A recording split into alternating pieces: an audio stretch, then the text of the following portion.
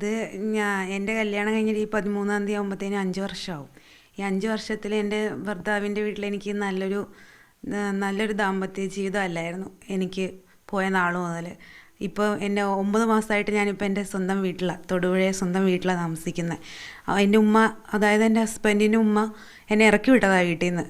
ഇവിടെ ഇനി നീ കിടക്കണ്ട, നിനക്ക് ഇവിടെ കിടക്കാനുള്ളൊരു അവകാശം ഇല്ലെന്നും പറഞ്ഞ് എന്നെ ഇറക്കി വിട്ടതാണ്. എന്നും അതെ, ഞാൻ പോയ നാൾ മുതൽ ഞാൻ ഒന്നും കൊണ്ടുവരാതെ കീറിപ്പോയവളാ, കാണാൻ ഷേലില്ലാത്തവളാ, കറുത്തവളാ എന്നും പറഞ്ഞ് അന്ന് മുതൽ തുടങ്ങിയ ഈ 5 വർഷം വരെ ഇപ്പോഴും അങ്ങനെ തന്നെയാണ്. അതിനൊരു മാറ്റം ഉണ്ടായിട്ടില്ല. അത് എൻ്റെ വീട്ടുകാരോട് ഞാൻ ഇന്നേ വരെ അങ്ങനെ കാര്യങ്ങളായിട്ടൊന്നും പറഞ്ഞിട്ടില്ല. അതുകൊണ്ടാണ് എനിക്ക് ഇത്രയും വലിയ അവസ്ഥ വന്നത്. നേരത്തെ അവരെ അറിയിച്ചായിരുന്നെങ്കിൽ ഇതിനെന്തെങ്കിലും ഒരു തീരുമാനം ഉണ്ടായേനെ.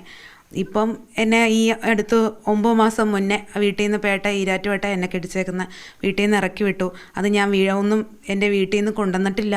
നീ പോയി മേടിച്ചുകൊണ്ട് വാ, എൻ്റെ വാപ്പാടെ കയ്യിൽ നിന്ന് പോയി മേടിച്ചുകൊണ്ട് വാ, സ്ത്രീധനമായിട്ട് കൊടുത്ത് കുറഞ്ഞു പോയി.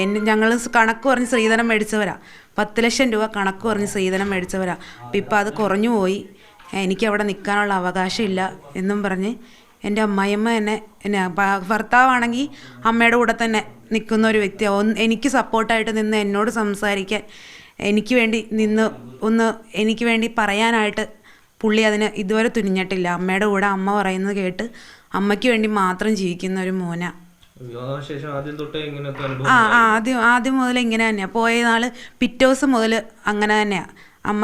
അതായത് ഞാൻ പറഞ്ഞു, ഞാനൊന്നും കൊണ്ടുവരാതെ വന്നവളാന്നുള്ള ഒരു രീതിക്കാണ് എന്നോട് പേര്. അത് എൻ്റെ നാത്തൂൻ, പുള്ളിക്കൊരു പെങ്ങളുണ്ട്, പുള്ളിക്കാരിക്ക് ഞങ്ങൾ വിവാഹ സമയത്ത് അവകാശമായിട്ട് കുറച്ച് സമ്മാനം കൊടുത്തില്ലെന്നും പറഞ്ഞ് ആ ഒരു ഇതിൽ ചൊല്ലിയാണ് ആദ്യത്തെ പ്രശ്നം.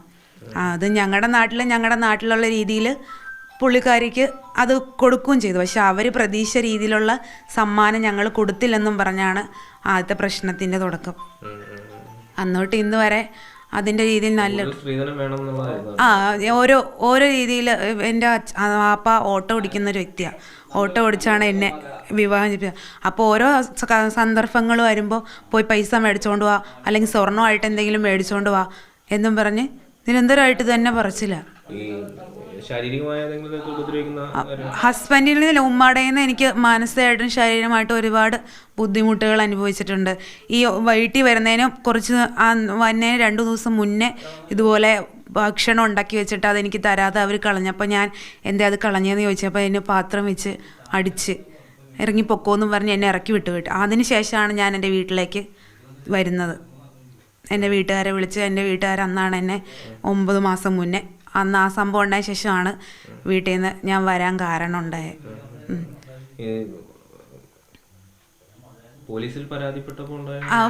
ഞങ്ങൾ പോലീസിൽ ഒരുപാട് ആദ്യം ഞങ്ങൾ ഈരാറ്റുപേട്ട സ്റ്റേഷനിലാണ് പരാതി കൊടുത്തത്. അവർ ഞങ്ങളുടെ പരാതിയിൽ ഒരു നടപടിയും സ്വീകരിച്ചില്ല. ചുമ്മാ ഞങ്ങളുടെ പരാതി ഒരു ചവിട്ടുകൊട്ട ഇടുന്ന രീതിയിലാണ് അവർ ഞങ്ങളോട് പെരുമാറി. ഇതിങ്ങനെയല്ല പരാതി തരേണ്ടത്, നിങ്ങളിത് ഒത്തൊരുമിച്ച് പോവുകയാണെങ്കിൽ എന്നും പറഞ്ഞ് ഞങ്ങളുടെ പരാതി അവർ സ്വീകരിച്ചില്ല. അതിനുശേഷം ഞാൻ തൊടുപുഴ സ്റ്റേഷനിൽ കൊണ്ടുപോയി കംപ്ലയിൻറ്റ് കൊടുത്തു. അവരും ഇതുപോലെ തന്നെ, ഇത് ഞങ്ങളല്ല ഇവിടെ എടുക്കേണ്ട, ഈ പരാതി നിങ്ങൾ ഈരാറ്റുപേട്ട സ്റ്റേഷൻ അല്ലെങ്കിൽ പാല DYSPയുടെ മുമ്പിലാണ് ഈ പരാതി നടക്കേണ്ടതെന്ന് പറഞ്ഞു.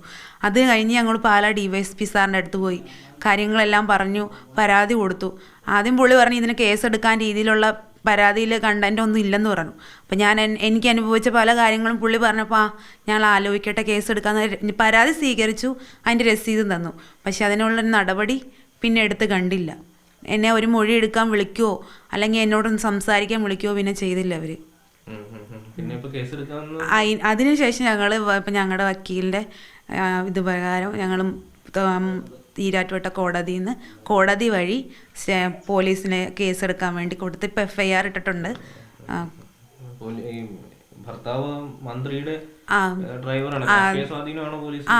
അതാണ് അവർ പറയുന്നത്. അമ്മയ്ക്കും വീട്ടുകാർക്ക് പെങ്ങൾക്കും പുള്ളിക്കും അല്ല, ഞങ്ങൾക്ക് മന്ത്രിയുണ്ട്, ഞങ്ങൾ മന്ത്രിയുടെ ആളാണ്, അതുകൊണ്ട് ഞങ്ങളെ ഒന്നും ആർക്കും ചെയ്യാൻ പറ്റില്ല എന്നുള്ളൊരു രീതിയിലാണ് അവർ ഞങ്ങളോട് ഇത്രയും നാൾ ഈ 5 വർഷം കൊണ്ട് പെരുമാറിയിട്ടുള്ളത്. ശരിയാണ്, കെട്ടിയവൻ ധനകാര്യമന്ത്രിയുടെ ഡ്രൈവറാണ്. അപ്പോൾ ആ സ്വാധീനം അവർക്ക് നല്ലതുണ്ട്. അതാണ് ഞങ്ങൾ പല പോലീസുകാരുടെ നിന്നും മറ്റുള്ള ആൾക്കാരുടെ നിന്നും ഞങ്ങൾക്ക് നീതി കിട്ടാതെ പോയത് തന്നെ. ഈ ഒരു സ്വാധീനം വെച്ചാൽ എല്ലാവരും അത് തന്നെയാണ് പറയുന്നത്. അവർക്ക് ചിലപ്പോൾ കേസ് എടുക്കാൻ പേടിയുണ്ടായിരിക്കാം. കൊച്ചുമകൾ ഒരു കുഞ്ഞുണ്ട് 3.5 വയസ്സായ. ഇപ്പോൾ 9 മാസമായി അവളുടെ വാപ്പ കണ്ടിട്ട് പോലും. സ്കൂളിൽ കൊണ്ട് ചേർത്ത് സ്കൂളിൽ കഴിഞ്ഞ മിനിഞ്ഞാന്ന് വന്നൊന്ന് ജസ്റ്റ് കണ്ടിട്ട് പോകുക, അല്ലാതെ ഞാനും എൻ്റെ കൊച്ചും എന്നെ അടുക്കുവാണോ ഒന്ന് വിളിക്കുമോ അല്ലെ അതിനെന്തെങ്കിലും കൊണ്ടേ കൊടുക്കുമോ ഒന്നുമില്ല. ഈ ഉമ്മ പറയുന്നത് മാത്രം കേട്ട് ഉമ്മാക്ക് വേണ്ടി ജീവിക്കുന്ന ഒരു മോൻ, അത്രയേ ഉള്ളൂ പുള്ളി.